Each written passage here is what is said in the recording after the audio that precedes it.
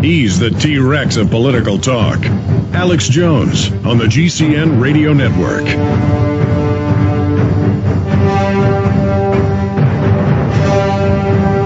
Got a big news blitz coming up. The last 5 minutes of the show or so with Bob Chapman. We're going to play a video clip of an American in England having the police come over and say, you can't videotape any of these downtown buildings. He's about 100 yards away from the U.S. Embassy. We're going to charge you with terrorism. They promised when they passed that law it wouldn't be misused.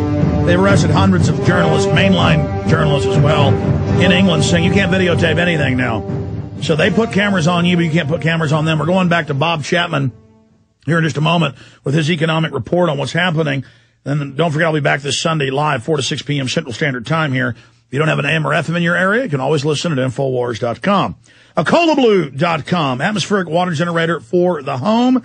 Pays for itself in 1 year if you buy your water from the store. Pure clean water without the fluoride and limited water from the humidity in the air. Know exactly what you're drinking. Machine produces up to 28 liters of water a day. That's 7.5 gallons.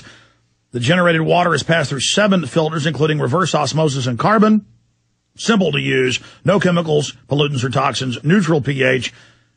Your own source of clean water from the air. Again, it goes through 7 great filtration systems. This is wonderful. I have one here in the office.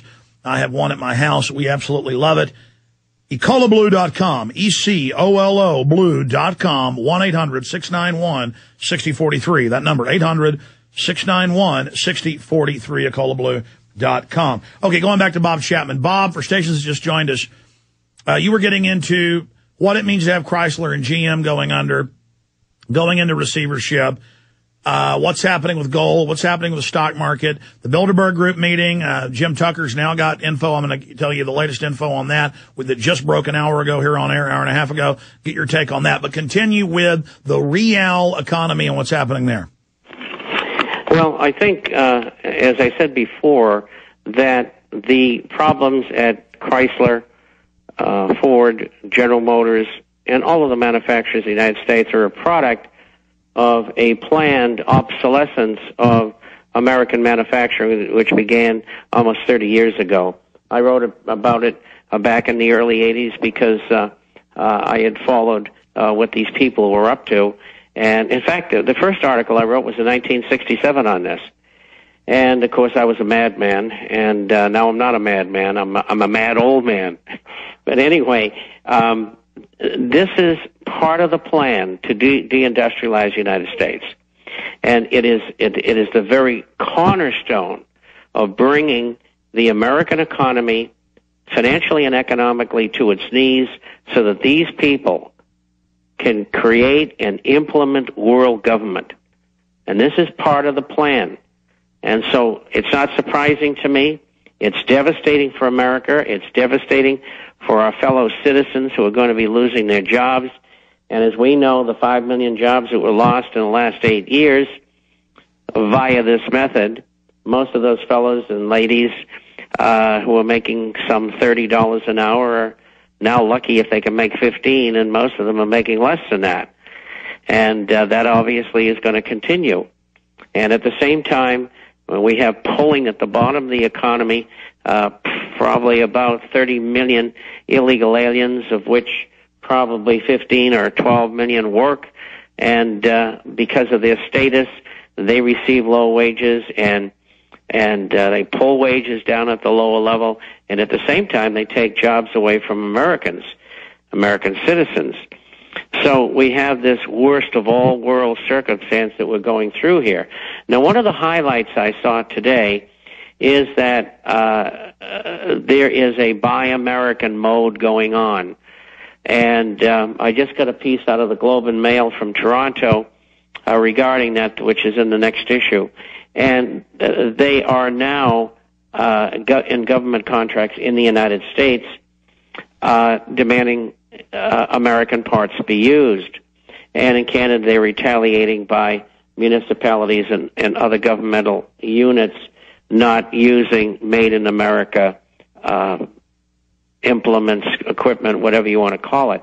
And the point I'm getting at here is this is the beginning, and it's not a trade war. It's not going to be a trade war. What it's going to be is an inward facing of each country trying to save their own economies. And they're all going to tit for tat They're all going to erect their little barriers. The Chinese and the Russians have already started doing it some time ago, and we're going to see a lot more of it. And all I can tell you is that the best thing the Congress can do is pass tariffs on goods and services, because that will mean that all of these cheap things that are bought, or I should say less expensive things that are bought from overseas, will have a tariff on them, and they'll have to compete. They can't compete on their slave labor anymore. And that's good, because then Americans can make those products in America, and then those companies that left our shores can return, because it won't be worthwhile for them to stay outside the country anymore. And unfortunately, I'm the only commentator and letter writer that I know of who advocates this, and I wish more would. But anyway, this is where all this came from. This is where it's going. And quite frankly, if we continue to allow them to do what they're doing, I don't know who's going to be working at what anymore. Well, Bob Chapman, let me comment on the 2 points that you just made. The globalist or corporate raiders, they're banker takeover masters. They like to destroy economies so they can sit up top of their fiat currency and liquidity that they make out of nothing and back up with the military to then buy everything up as it implodes. So that's why George Soros, as you know, is bragging this is the best time of his life. He helped engineer it. Oh, it's so wonderful. Ha, ha, ha. And he funded Obama. You know, this is a big joke to them. And then you expand into the tariffs and trade. The first countries to put their tariffs up are usually the ones that get saved. We'll be the last to do it. And then by then we'll be so shot, the media will say the tariffs did it. You know, that's how they always do it. And this is a lesson in globalism. This was meant to make us dependent on the internationalists. This was meant to make all nations dependent on each other instead of national sovereignty, the bankers above it. And we're now here. And NAFTA and GATT have destroyed us, and the World Health Organization, World Trade Organization, all these different bureaucracies are taking over. The Bilderberg Group agenda is to set up this new World Health Organization with total power over all our health departments. Everything we talked about is now happening, and the very bankers that engineered it all are now the saviors, up there posing as our saviors. And the New York Times reports, like it's a good idea, that government readies youth corps to take on vets. And the first line of the New York Times says they're preparing paramilitary squads of high schoolers, middle schoolers, the scouts to take on gun owners and veterans. I mean, Bob, as much as we know about this, do you ever still pinch yourself like we're in the Twilight Zone? You know, it's hard to believe it's come to this. We always were afraid that it would evolve this way. And when I saw those children, of course, they're young adults with mock weapons being trained to combat terrorists, and I have it in the next issue as you have, and I was shocked. I mean, they you know, nothing is sacred as sacrosanct. I think a lot of parents are going to pull their children out of Boy Scouts and Girl Scouts and Cub Scouts because of this. I don't think they want them under the aegis of something that's like the Hitler Junge, and that's really what this amounts to. Well, I mean, you worked against the Russians in Berlin. For all the old guys that were Army officers or in the military, or even people that are, 40, 50, who remember when we were taught this was tyranny, the American people, even when I was a kid, were taught this was tyranny, and I'm only 35. I mean, this is tyranny. One of these things alone would be tyranny, as a London Guardian reporter said earlier, but there's hundreds of them. I mean, they are going down every checkoff list of hardcore tyranny and double checking. I mean, they are just pulling out all the stops here because they know the people are going to resist this banker takeover. And so they've been building up forever against us. It doesn't look like it's confirmed, Bob. They're going for broke. This is going to get hot. They're going all the way. They're not stopping. I think, Alex, you're right. And incidentally, I'd like to interject that George Soros was convicted of market rigging in France and appealed to the highest court and lost. So he's a convicted felon who paid a fine.